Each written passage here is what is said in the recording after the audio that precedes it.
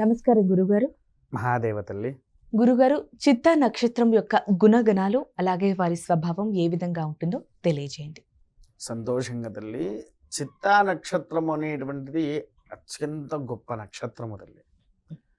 ఈ నక్షత్రం వారు ఏంటంటే వారు గనక చదివితే తల్లి గవర్నమెంట్ ఉద్యోగాలు గవర్నమెంట్నే శాసించే యొక్క గొప్పతనం వారికి వస్తుంది. అద్భుతమైన ఫలితాన్ని కూడా వాళ్ళు పొందుతూ ఉంటారు. ఇక్కడ ఇంకో విషయం ఏంటంటే వీరికి పాపం ఏంటి అని అంటే చిన్నప్పటి నుంచి కష్టాలతో పెరుగుతారమ్మా. చిత్తా నక్షత్రం వారు ఎప్పుడు చూడు ఏదో ఒక కష్టం వారిని వెంబడిస్తూనే ఉంటుంది. అరే ఇప్పుడు ఒకటి తగ్గిపోయిందిరా, ఇక నేను బాగుండొచ్చు, ఇక నేను చూసుకోవచ్చు అనేటువంటి భావంలో ఉన్నప్పుడు ఏదో ఒకటి మళ్ళీ వీళ్ళ మీద పడిపోతుంది. వీళ్ళ మీద అది పడిపోయేసరికి ఏమి చెయ్యానో అనేటువంటిది కూడా అర్థం కాదు. చాలా ఇబ్బందులు పడుతూ ఉంటారు.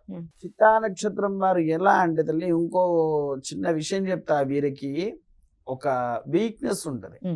ఎలాంటి వీక్నెస్ అంటే పొరపాటుని ప్రయోగాలు అని అంటారు, శ్మశానంలో అటు ఇటు వెళ్తూ ఉంటారు చూసారా, అటువంటి గాలి అనేది వీళ్ళకి ఎక్కువగా తాకుద్ది తల్లి. చిత్తా నక్షత్రం వారికి గాలి సోకడాలు ఎక్కువగా తాకుతూ ఉంటాయి. తర్వాత మంచి బుద్ధివంతులు, ఎదుటి వ్యక్తిని ఎంత గౌరవించాలో అంత గౌరవిస్తారు. కోపం వస్తుంది వీరికి, కోపం రాదు అని చెప్పను, కోపం వస్తుంది, కాకపోతే క్షణిక కోపం.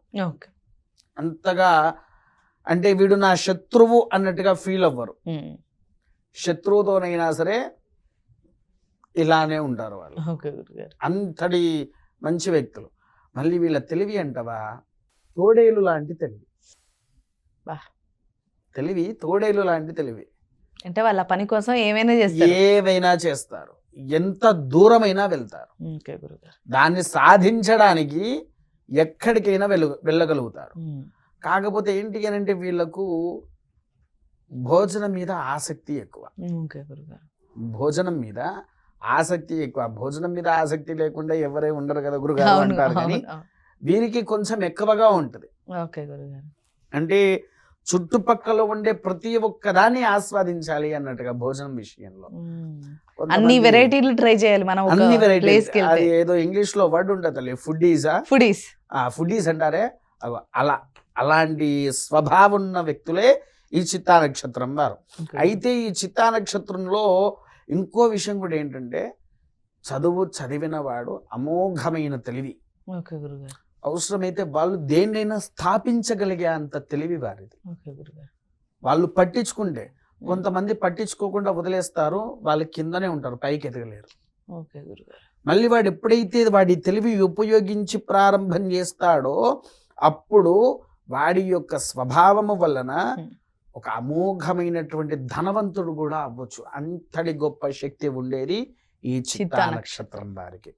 ఈ చిత్తా నక్షత్రానికి అధిపతి ఎవరయ్యా అంటే కుజుడు. గ్రహాల్లో కుజుడు అధిపతి. ఇంకొకటి ఏంటంటే చెప్పాను కదా, వీళ్ళు చిత్తా నక్షత్రంలో ఆరోగ్య సమస్యల్లో బాగుంటాయి తల్లి.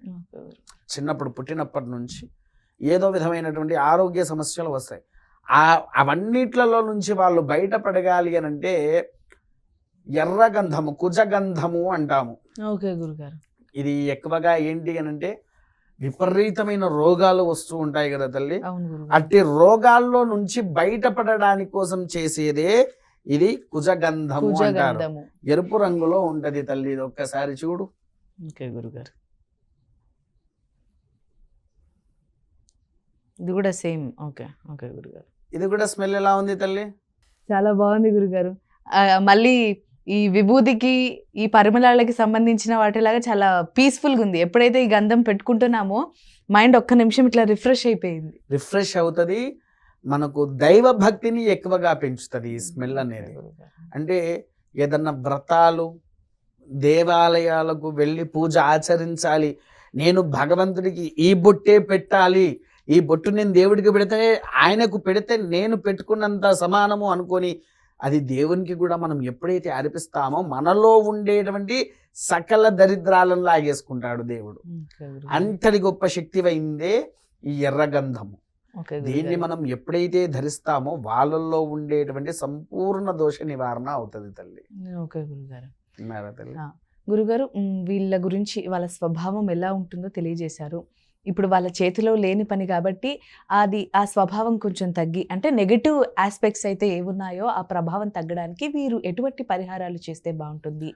పరిహారం తల్లి, వీరు ఎక్కువగా ఏంటి అని అంటే నృసింహస్వామి వారి ఆరాధన చేసిన, ఉమ్. నృసింహస్వామి వారి యొక్క దైవ దర్శనాలు చేసుకున్న, ఉమ్. కరావలంబ స్తోత్రం, నృసింహస్వామి వారి యొక్క కరావలంబ స్తోత్రము అని ఉంటుంది. ఆ స్తోత్రాన్ని వీరు నిత్యంగా చదువుతూ ఉన్నా వారికి సకల యోగము అనేటువంటిది వారి చింతన చేరి వాళ్ళకుండే అరిష్టాలను కూడా తొలగింపు చేస్తాది. దీనితో పాటు వాళ్ళు ఎక్కువగా ఏమి చెయ్యాలి అని అంటే ప్రతి శుక్రవారం రోజున దుర్గాదేవి ఉంటుంది కదా, దుర్గాదేవికి మధ్యాహ్న కాలంలో రాహుకాల దీపము అని వస్తుంది తల్లి. ఆ రాహుకాల దీపం గనక వారు పెడితే వాళ్ళల్లో ఉండేటువంటి సకల నీచ కృత్య దోషాలు కూడా తొలగి అద్భుతమైన ఫలితాలతో విరధిల్లుతూ ఉంటారు. ఓకే గురుగారు, చాలా చక్కగా వివరించారు గురుగారు. ధన్యవాదాలు.